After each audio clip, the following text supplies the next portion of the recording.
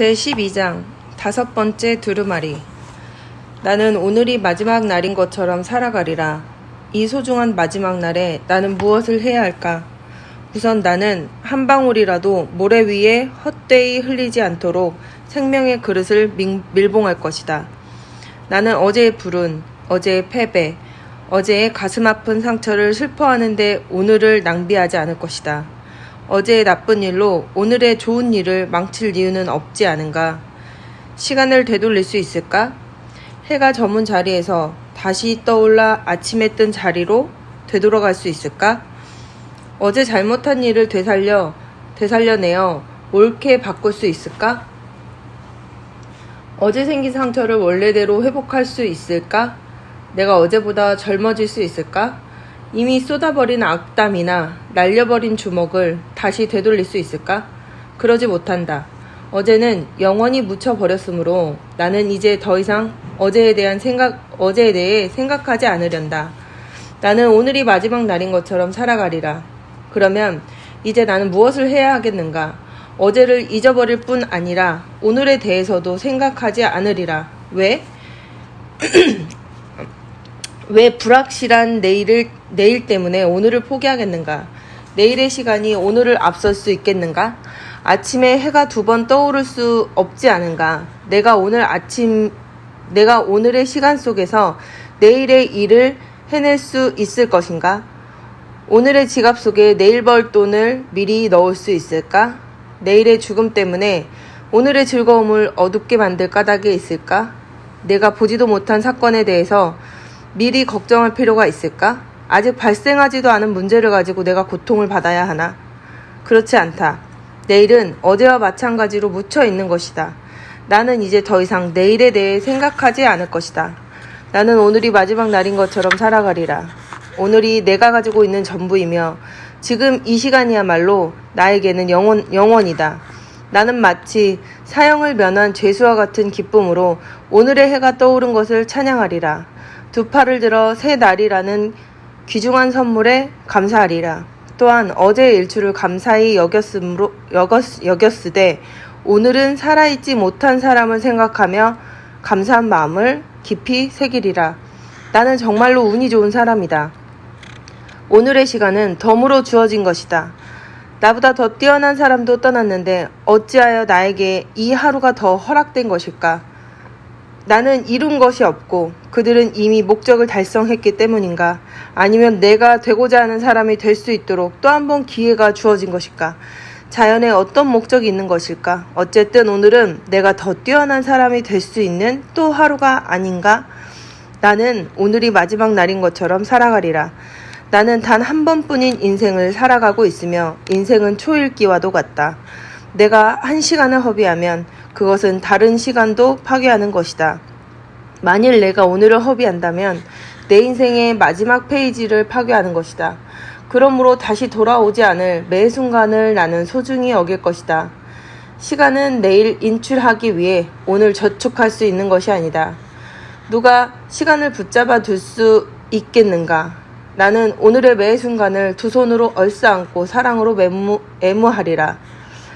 시간의 가치는 돈으로 따질 수 없을 만큼 소중하기 때문이다. 죽어가는 자가 그의 전 재산을 모두 내어준다고 순간이나마 삶을 더 연장할 수 있을까? 내 앞에 남아있는 시간보다 더 중요한 것이 있을까? 나는 시간을 정말 값진 것으로 만들겠다.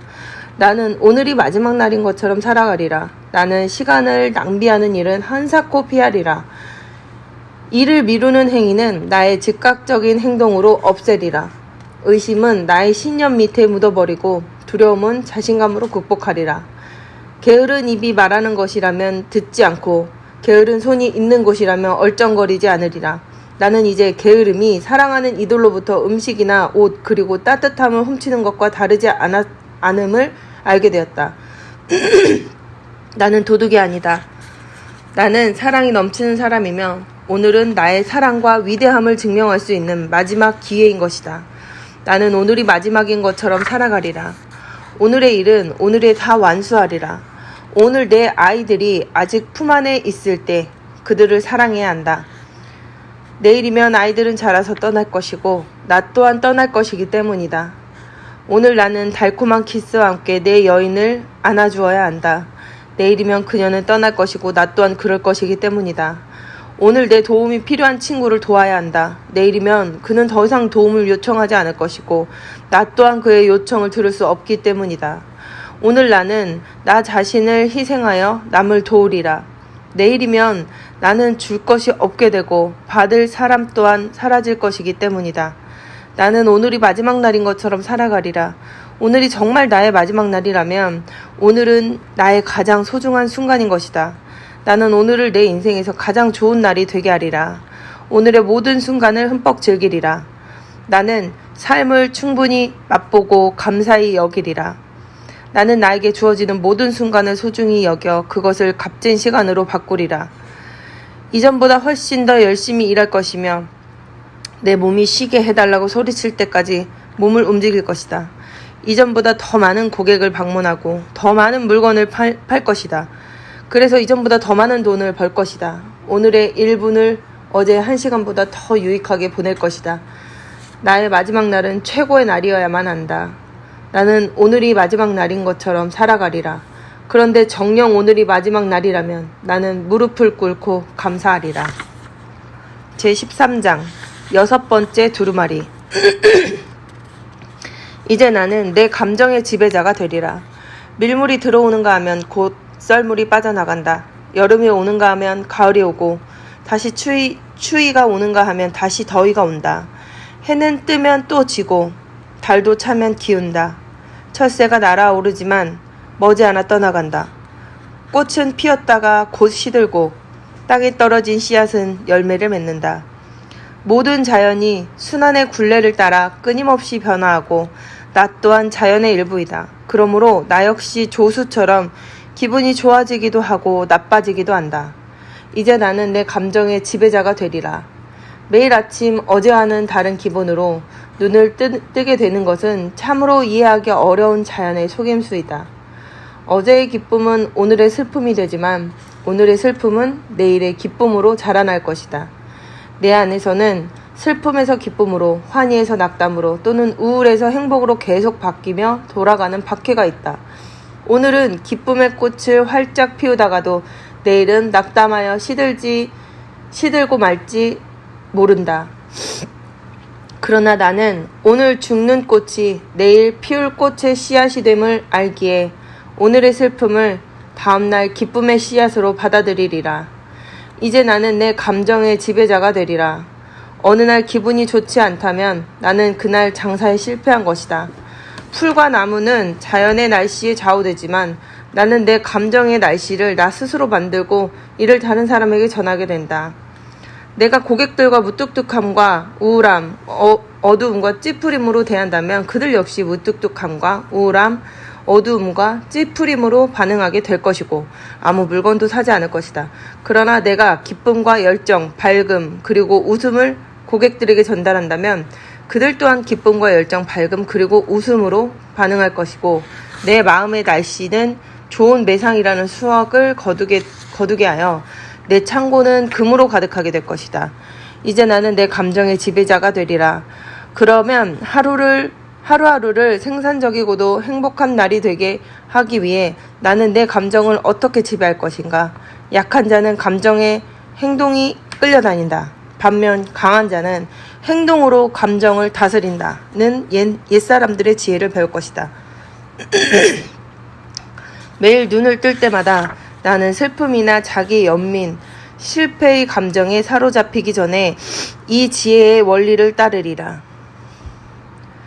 우울함을 느낄 때는 흥겨운 노래를 부르고 슬픔이 느껴지면 큰 소리로 웃으리라.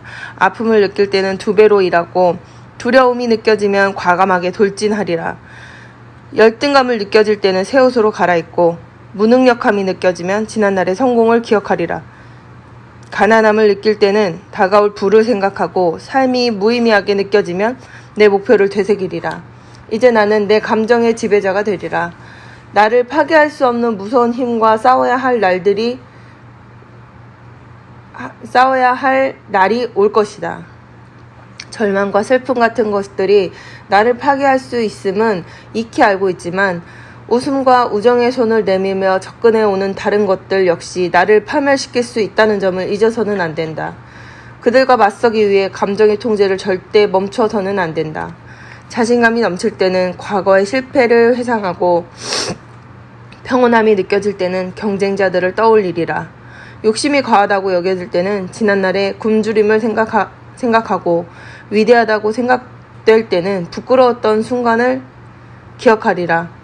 많은 돈을 벌었을 때는 굶주린 사람들을 돌아보고 전능하다는 생각이 들었을 때는 불어오는 바람을 멈추려 애써보리라.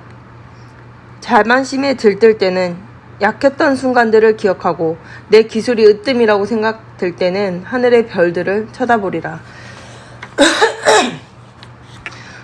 이제 나는 내 감정의 지배자가 되리라. 이제는 이런 원리들을 새로 알았으니 나는 내가 방문하는 모든 고객들의 기분을 이해하고 인정할 것이다.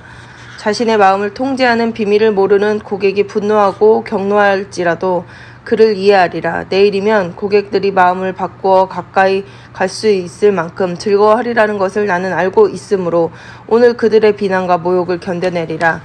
이제 나는 더 이상 단 한 번의 만남으로 사람을 판단하지 않으리라.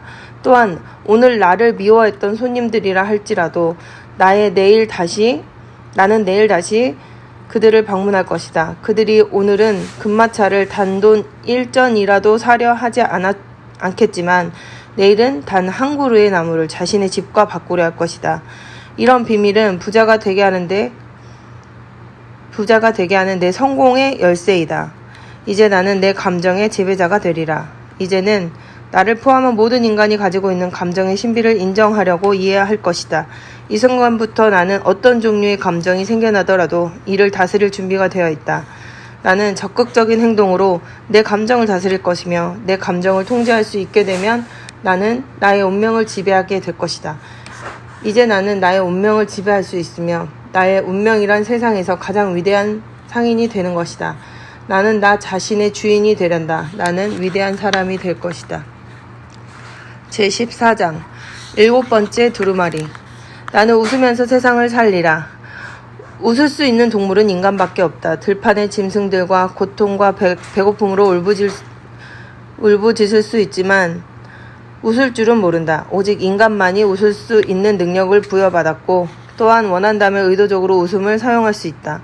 이제부터 나는 웃는 습관을 들일 것이다. 웃으면 소화력이 증진된다.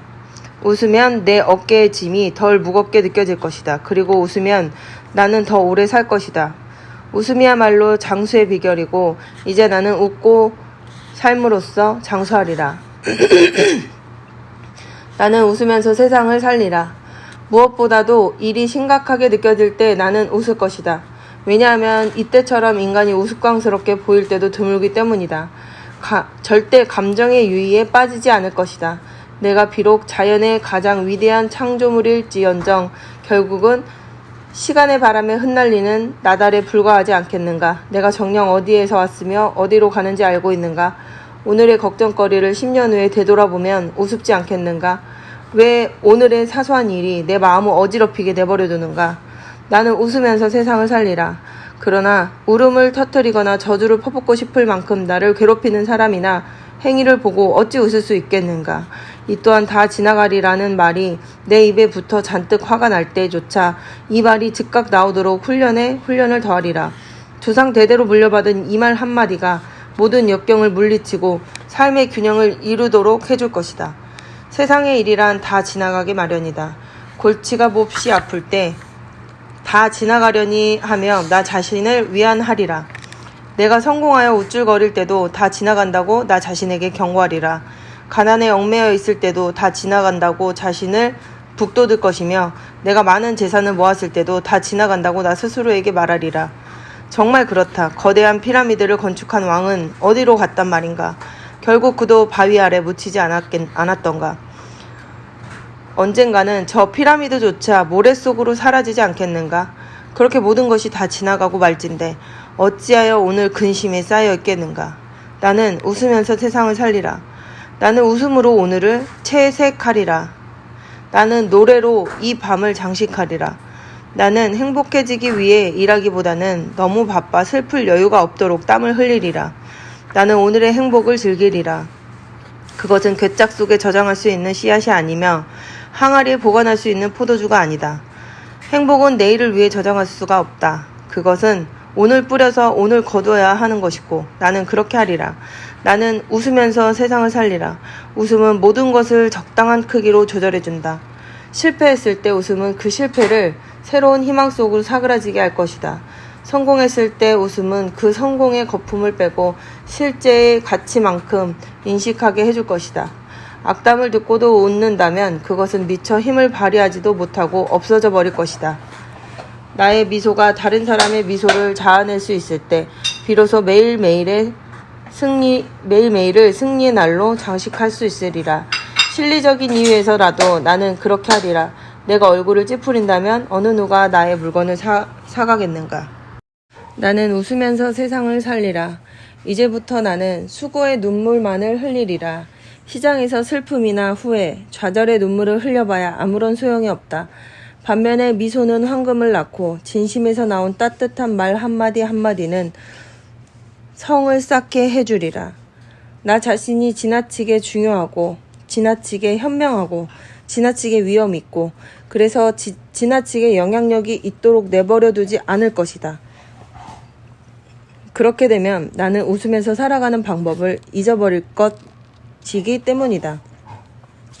나는 항상 어린아이와 같은 마음으로 지내리라. 어린아이 같아야만 다른 사람을 우러러 볼 수 있다.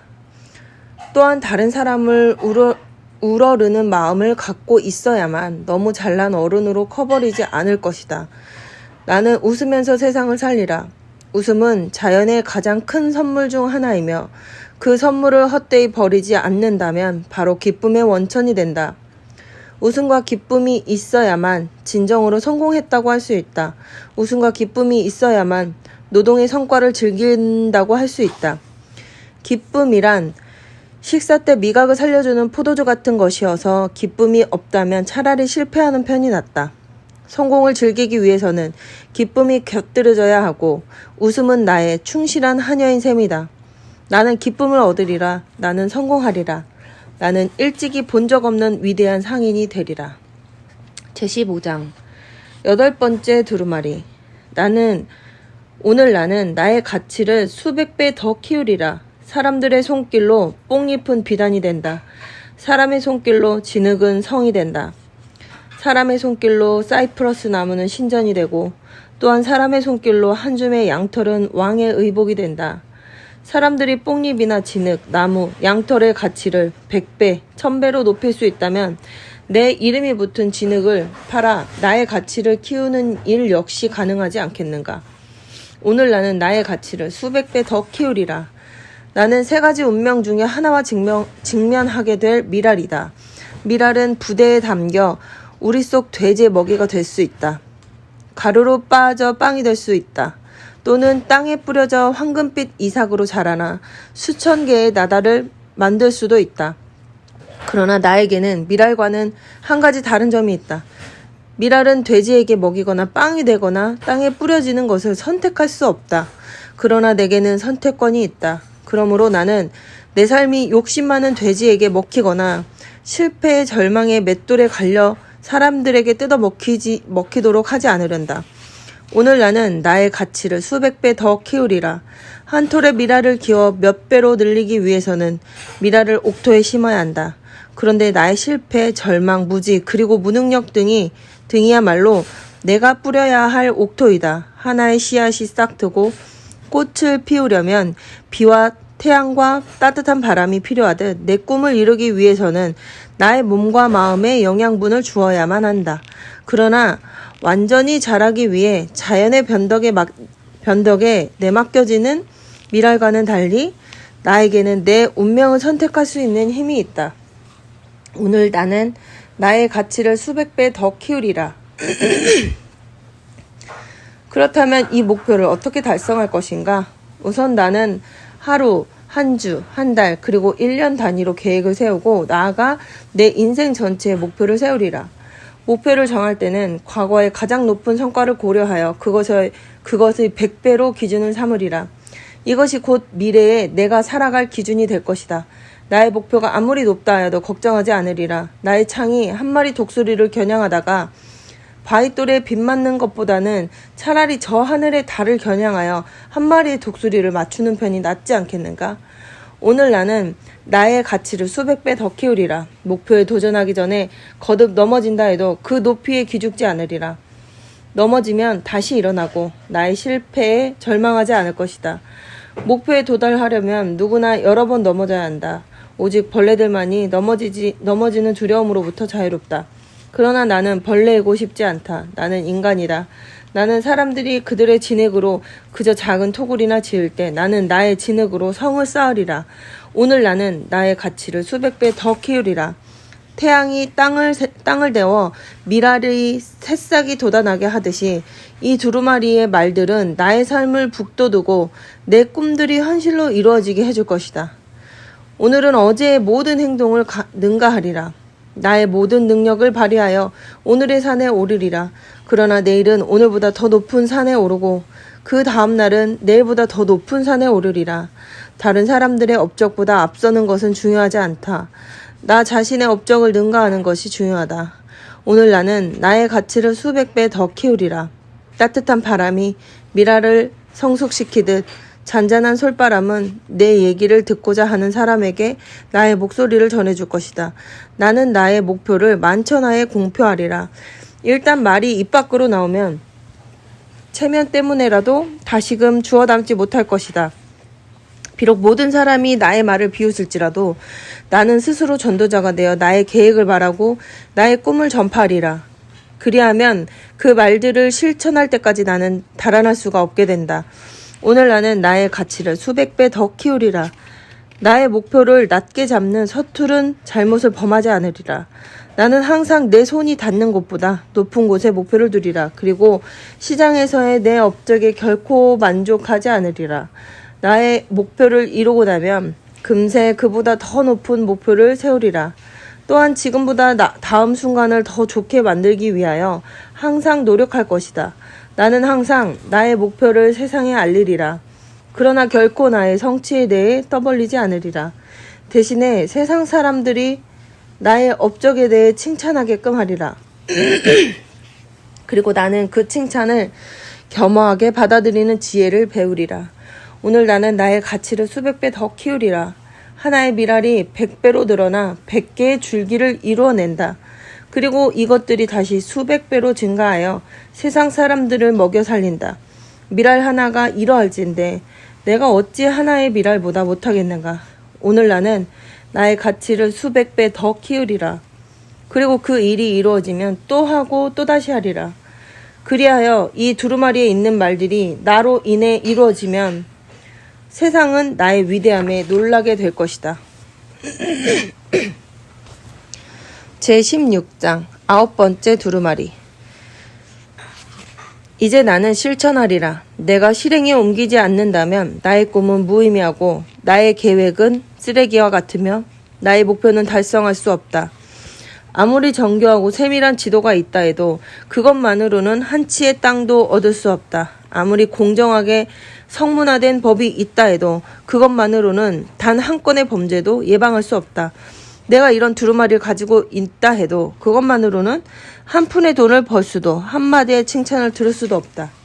오로지 실천만이 지도와 법, 두루마리, 그리고 나의 꿈, 나의 계획, 나의 목표를 발화시켜 생명력을 불어넣을 수 있다. 실천은 나의 성공에 영향을 공급하는 물과 음식인 셈이다. 이제 나는 실천하리라. 나는 뒤로 물러나 있던 주저하는 행동들은 두려움에서 생겨나는 것이다. 그런데 아무리 용기 있는 사람이라도 그 마음속 깊은 곳에서 두려움이 있다는 것을 알게 되었다. 두려움을 정복하기 위해서는 주저없이 행동으로 옮겨야 합니다. 실천만이 사자에게 느끼는 두려움을 개미의 침착함으로 바꿔줄 수 있다는 것을 깨닫게 되었다. 이제 나는 실천하리라. 이제부터 나는 날갯짓을 할 때만 빛을 발하는 반딧불의 교훈을 기억하리라. 나는 반딧불이 되어 태양이 빛나고 있는 낮에도 나의 불빛이 꾸준히 보이게 하리라. 다른 사람들이 나비처럼 날개를 치장하고 꽃들이 자선을 구하러 다닐 때 나는 반딧불이 되어 세상을 밝히리라. 이제 나는 실천하리라. 나는 오늘의 일을 피하지 않으며 그것을 내일로 미루지 않으리라. 내일이란 없다는 것을 알기 때문이다. 지금의 내 행동이 행복과 성과를 가져다 주지 않는다 해도 나는 지금 실천하리라. 실천하지 않고 빈둥거리느니 실천하고서 실패하는 쪽이 낫다고 생각하기 때문이다. 어쩌면 행복은 나의 행동으로 얻을 수 있는 열매가 아닐지도 모른다. 그러나 행동으로 옮기지 않는다면 모든 성공의 열매는 포도나무 위에서 말라 죽고 말 것이다. 이제 나는 실천하리라. 이제부터 나는 이 말을 매 시간 매일 반복하고 또 반복하는 것이다. 그리하여 실천은 마치 숨을 쉬는 것처럼 나의 습관이 되고 눈을 깜빡이는 것처럼 나의 본능이 되어야 할 것이다. 이제 나는 실천하리라. 나는 이 말을 반복하고 또 반복하리라. 다른 실패자들이 1시간 더 잠을 청하고 있을 때 나는 이 말을 되뇌며 침대를 박차고 일어나리라. 이제 나는 실천하리라. 다른 실패자들이 시장에서 거절당하지 않을까 걱정하고 주저할 때 나는 이 말을 되뇌며 과감히 첫 번째 고객과 마주하리라. 이제 나는 실천하리라. 다른 실패자들이 고객의 닫힌 문을 보고 당황하고 두려워 망설일 때 나는 이 말을 되뇌며 거침없이 문을 두드리리라. 이제 나는 실천하리라. 오늘의 거래를 포기하고 내일 다시 시작하자는 유혹이 눈뜰 때 나는 이 말을 되뇌며 거래를 성사시키도록 즉각 행동을 취하리라. 이제 나는 실천하리라. 오직 행동만이 시장에서 나의 가치를 결정해준다. 나는 나의 가치를 배가시키기 위해 행동을 배가하리라. 게으른 자들이 두려워하는 곳도 나는 걸어가리라. 게으른 자들이 쉬려고 할 때 나는 일하리라. 게으른 자들이 머뭇거릴 때 나는 말을 건네리라. 그리고 게으른 자들이 고객 한 사람을 찾아가기 위해 거창한 계획을 세우는 동안에 나는 내 물건을 살 수 있는 10사람을 찾아가리라. 게으른 자들이 너무 늦었다고 말할 때 나는 이미 완수했노라고 말하리라. 이제 나는 실천하리라. 왜냐하면 여기 이 순간이 내가 가진 전부이기 때문이다. 내일은 어쩌면 게으른 자들에게 평안이 예비된 날일지도 모른다. 그렇지만 어쨌든 나는 게으르지 않으리라. 내일은 어쩌면 악이 선으로 바뀔지도 모른다. 그렇지만 어쨌든 나는 사악하게 행동하지 않으리라. 내일은 어쩌면 약한 것이 강한 것으로 바뀔지도 모른다. 그렇지만 어쨌든 나는 약하게 굴지 않으리라. 내일은 어쩌면 실패가 성공으로 바뀔지도 모른다. 그렇지만 어쨌든 나는 실패하는 행동을 하지 않으리라. 나는 내일까지 기다릴 이유가 없다. 이제 나는 실천하리라. 사자는 굶주리면 사냥을 한다. 독수리도 목마르면 물을 마신다. 행동하지 않는다면 그들은 아마 곧 죽을 것이다. 나는 성공에 굶주려 있다. 그리고 행복과 마음의 평화에 목말라 있다. 내가 행동하지 않는다면 아마도 나는 실패와 불행 그리고 마음의 고통으로 죽게 되리라. 나는 스스로에게 명령하고 그 명령에 스스로 복종할 것이다. 이제 나는 실천하리라. 성공은 절대 기다려주지 않는다. 내가 실행을 미룬다면 성공은 곧바로 다른 사람에게 넘어가고 나로부터 영영 떠나갈 것이다. 지금이 바로 그때이다. 여기가 바로 그 자리이다. 그리고 내가 바로 그 사람이다. 이제 나는 실천하리라.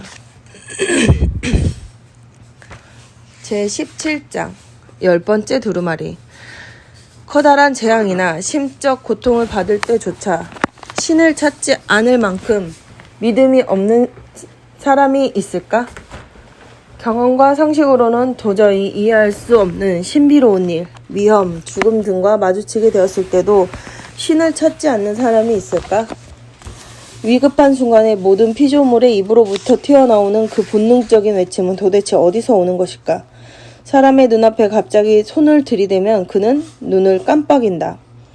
무릎 관절을 톡 때리면 다리가 위로 올라간다. 어둡고 음산한 곳에서 누군가와 마주치게 되면 자신도 모르게 오 하느님 하고 외친다. 지구상에 사는 동물은 인간을 포함하여 모두가 도움을 구하는 본능을 가지고 있다. 왜 우리가 이런 본능을 가지게 되었을까? 우리의 외침에 응답해주는 초월적인 힘이 존재하지 않는다면 자연의 법칙이 지배하는 이 세상에서 새나 양, 낙이나 인간에게 도움을 청하는 외침의 본능이 주어지지 않았을 것이다. 자연의 위대한 신비를 알아채기 위해 나는 삶이 반드시 신앙심으로 가득 찰 필요는 없다. 그렇지만 도움을 구하는 외침은 일종의 기도가 아닐까? 이제부터 나는 기도하리라. 그러나 나의 기도는 도움을 구하는 것이 아니라 단지 인도를 바랄 뿐이다. 세상의 물질적인 것을 구하기 위해 기도하지 않으리라. 나는 음식을 가져다 달라고 하인을 부르지 않을 것이다. 여관 주인에게 내게 방을 내달라고 명령하지 않을 것이다. 재산이나 사랑, 건강, 승리, 명성, 성공 또는 행복을 내 앞에 가져다 달라고 요구하지 않으리라. 단지 이런 것들을 얻기 위한 길을 인도해 달라고 기도할 것이다. 하느님은 나의 간구를 들어주실 수 있고 들어주지 않을 수도 있다. 그런데 사실 이 둘 모두가 기도의 응답이 아닐까? 아이가 부모에게 빵을 달라고 했을 때 아직 준비가 되지 않았다고 한다면 그 부모는 응답하지 않은 것이라고 말하겠는가? 나는 인도를 위해 기도할 것이다. 그리고 상인으로서 다음과 같이 기도할 것이다. 모든 사물의 창조주여 저를 도와주시옵소서. 오늘은 제가 발가벗고 홀로 세상에 나가는 날입니다. 저를 인도하는 당신의 손길이 없다면 저는 성공과 행복에 도달하는 길에서 벗어나 방황하게 될 것입니다. 저는 금이나 옷이나 심지어 저의 능력에 합당한 기회도 바라지 않습니다. 다만 저의 기회에 합당한 능력을 획득할 수 있도록 인도해 주옵소서. 당신은 사자와 독수리에게 이빨과 발톱으로 사냥하고 번성하는 법을 가르쳐 주셨습니다. 저에게 말로 사냥하고 사랑으로 번성하는 법을 가르쳐 주옵소서. 그리하여 제가 인간 가운데 사자가 되고 시장에서 독수리가 될 수 있게 해주옵소서. 난관과 실패에 봉착하더라도 겸허하게 받아들일 수 있도록 도와주옵소서. 그러나 승리와 함께 오는 포상에 저의 눈이 멀게 하지 마옵소서. 다른 사람들이 실패했던 일들을 저에게 주옵소서. 그러나 그들의 실패로부터 성공의 씨앗을 끄집어낼 수 있도록 저를 인도해 주옵소서. 저의 기백을 단련할 수 있도록 두려움과 직면하게 하옵소서.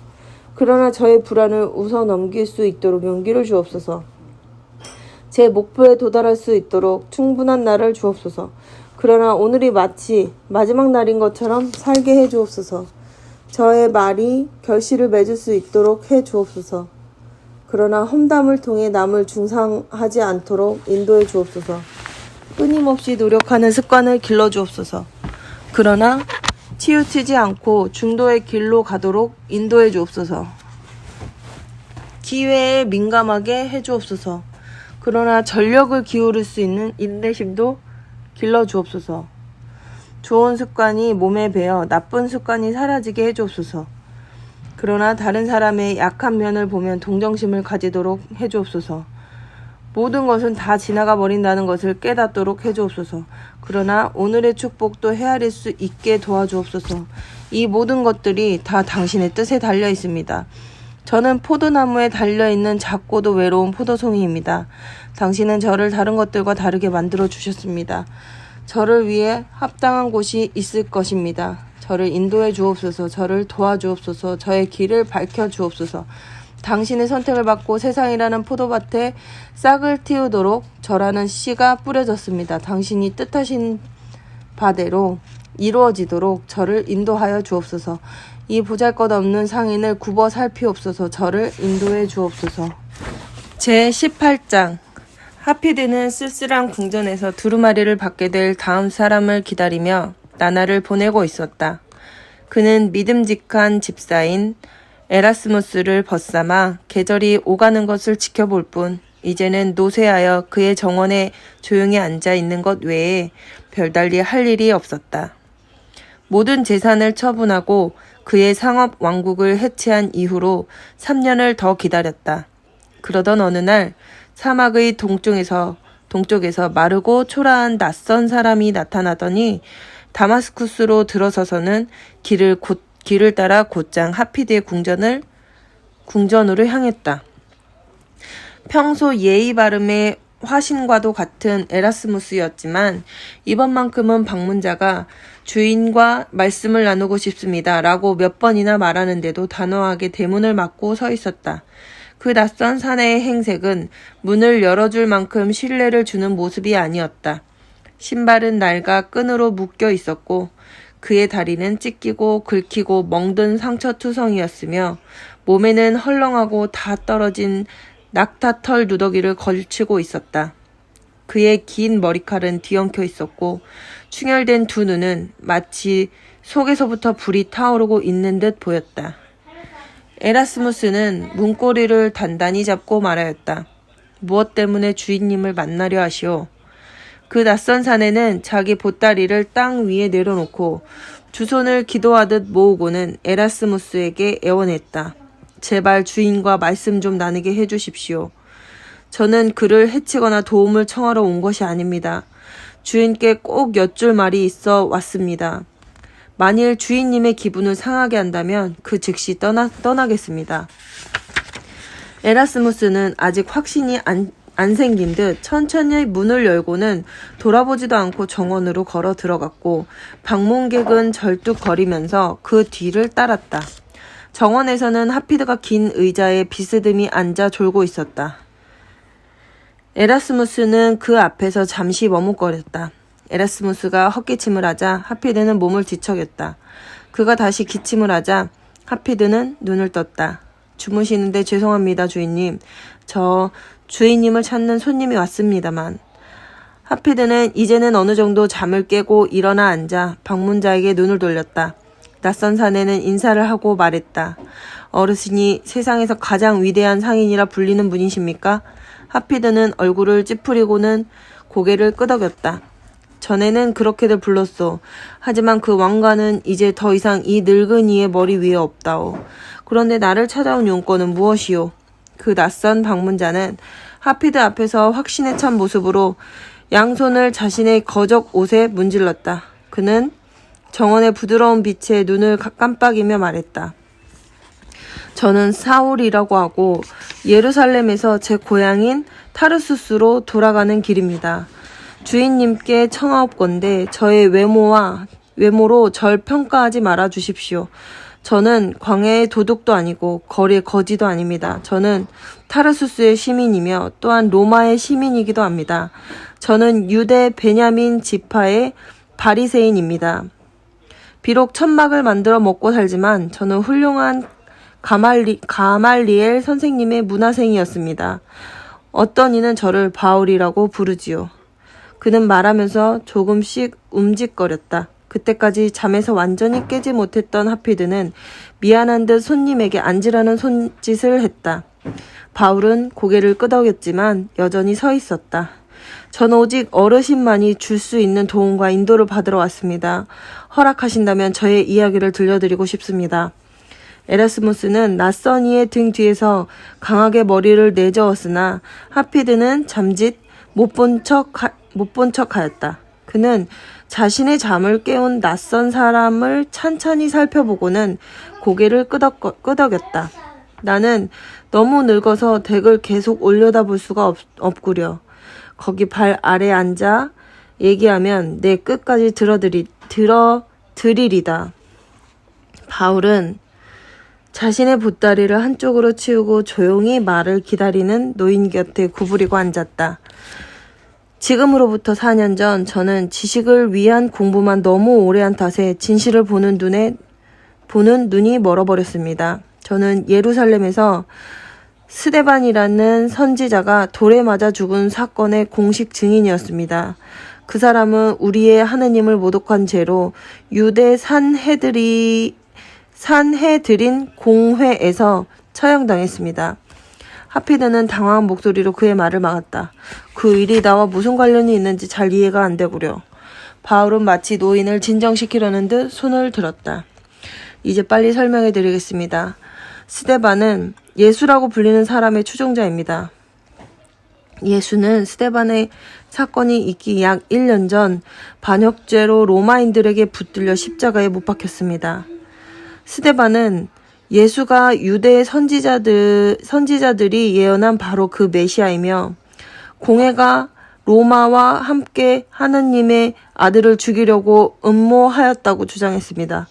이런 반역죄는 오직 죽음으로 처벌받아야 했고 그 처형을 저도 지켜보았습니다.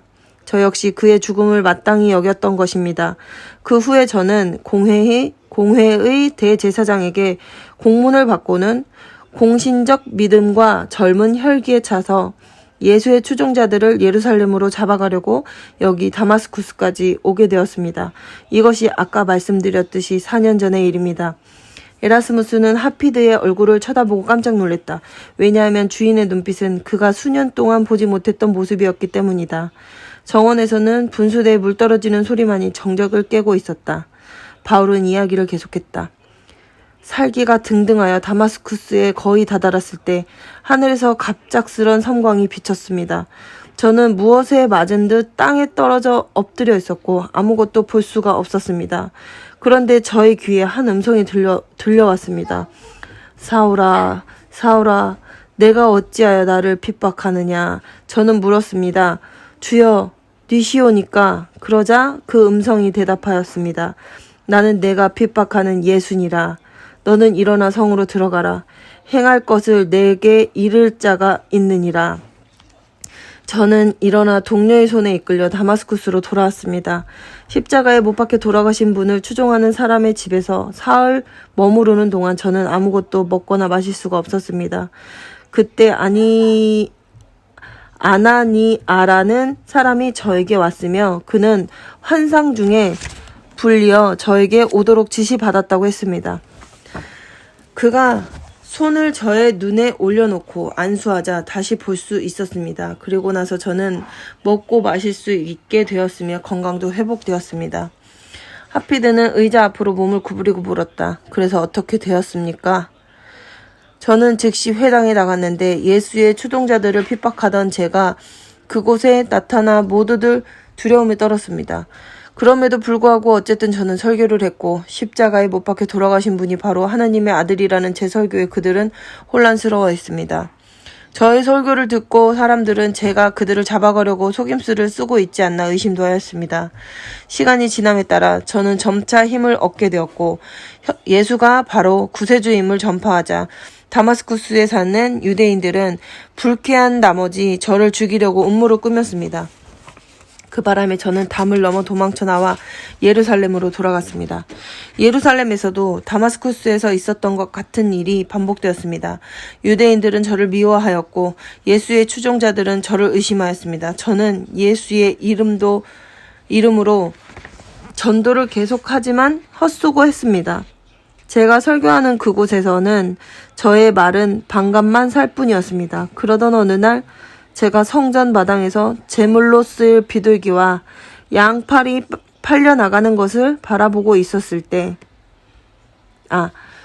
제가 성전 마당에서 제물로 쓰일 비둘기와 양들이 팔려나가는 것을 바라보고 있을 때 그 음성이 다시 들려왔습니다. 이번에는 무슨 말을 하시던가요? 에라스무스는 자기도 모르게 불쑥 물어보았다. 하피드는 미소를 머금으며 에라스무스를 바라보고는 바울에게 계속하라고 고개를 끄덕였다. 그 음성이 말하길 내가 거의 4년 동안 말씀을 전파했으나 빛을 본 사람은 많지 않다. 하나님의 말씀조차도 사람들에게 팔아야 하는 것이다. 그렇지 않으면 아무도 듣지 않을 것이다. 내가 모든 사람이 이해할 수 있도록 비유를 통해 말하지 않더냐. 식초를 가지고는 파리를 잡을 수 없느니라. 다마스쿠스로 돌아가서 세상에서 가장 위대한 상인이라 불리는 사람을 찾도록 하여라. 내가 나의 말을 세상에 알릴 수 있도록 그가 내게 방법을 일러주리라. 고 하셨습니다. 하피드는 얼른 에라스무스를 쳐다보았다. 말로 묻지는 않았지만 그 늙은 집사도 하피드의 물음이 무엇인지 감지하였다. 이 사람이야말로 하피드가 그렇게 오랫동안 기다려온 사람이 아닌가? 위대한 상인은 몸을 앞으로 숙이며 바울의 어깨에 손을 올려놓았다. 내게 예수에 대해 말해주구려.